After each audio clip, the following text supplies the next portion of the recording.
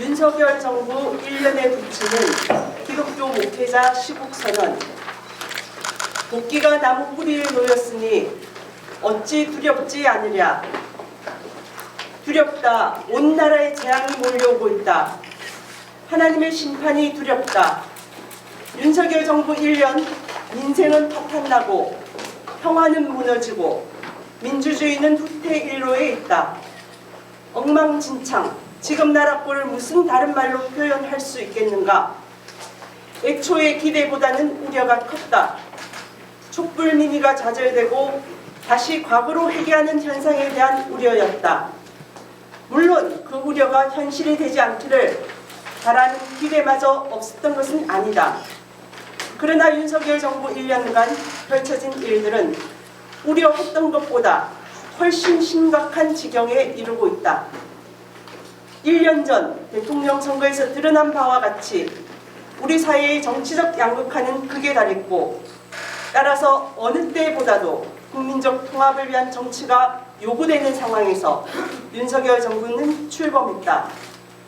하지만 국민적 통합을 위한 정치는커녕 아예 정치가 실종되었다. 검찰 권력이 온 사회를 속속들이 지배하고 일체의 정치행위가 사법적 판단에 맡겨지고 있다.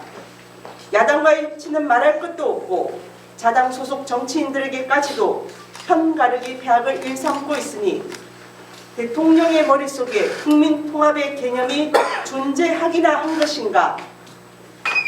공공성을 구현해야 할 국가의 책무는 뒷전으로 밀렸다. 9년 전 4.16 세월호 참사를 겪고 그 진상규명과 책임 소재도 가려내지 못한 터에 지난해 12구 이태원 참사를 다시 겪어야 했다. 그 자리에 국가는 없었다. 아니, 국가는 참사를 사고로, 희생자를 사망자로 부르며 근조 없는 일본으로 억울한 이들을 조롱했다. 천벌을 받을 일이다. 사회적 양극화는 더욱 심화하고 민생이 파탄나고 있다. 성별 갈라치기는 여전하고 사회적 약자들은 더욱 궁지로 내몰리고 있다.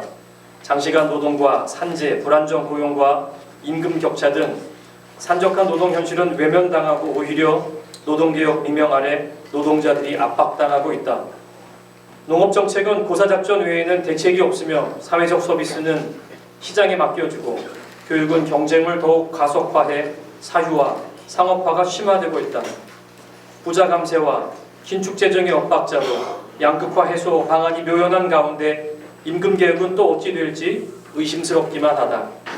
에너지와 환경 정책도 뒷걸음질이다. 카본전 정책은 범죄시되고 있으며 세계적 추세인 탄소 중립 정책은 보이지 않는다.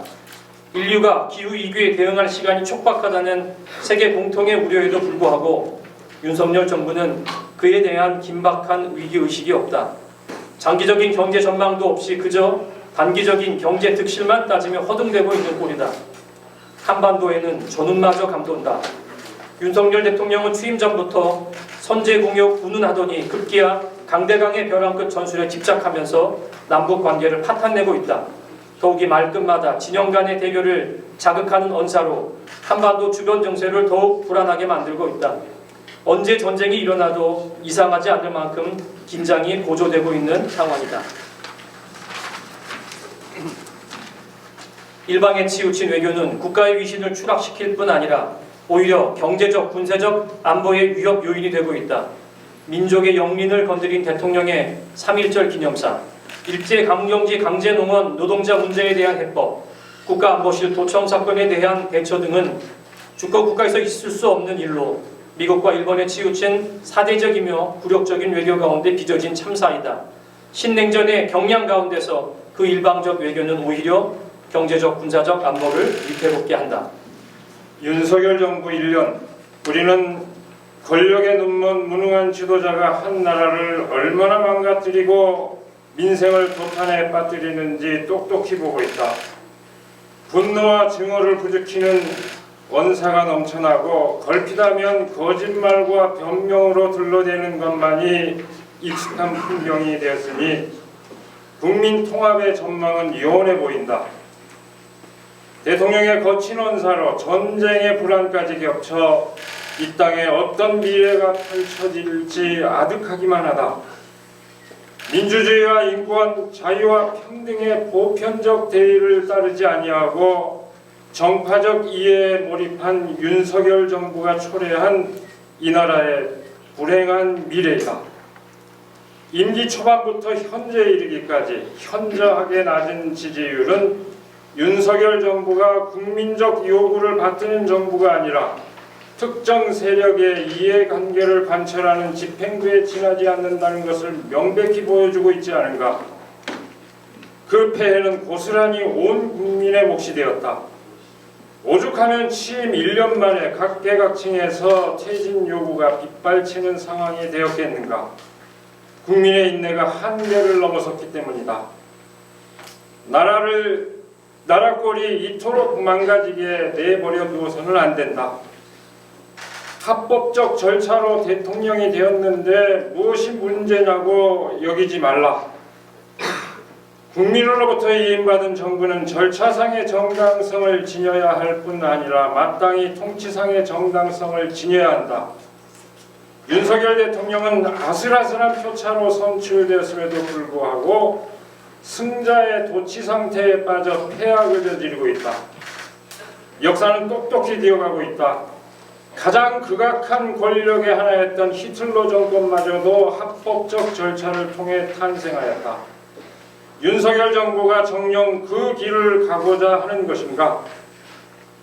잘못하면 바로잡을 수 있고 스스로 그 잘못을 바로잡을 때 또다시 기회는 주어진다.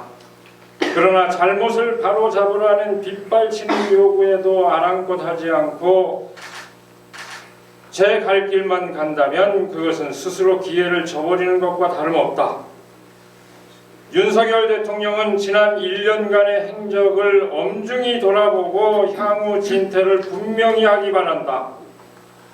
온 국민이 겪게 될 불행한 사태를 예방하고 국민이 안도할 수 있는 길을 찾지 못한다면 지금 이 순간 스스로의 운명이 다했음을 깨달아 알아야 할 것이다. 이미 도끼가 나무 뿌리 위에 놓여있다. 2023년 5월 4일 윤석열 정부 1년을 앞두고 한국 기독교 목회자 일동. 네, 감사합니다.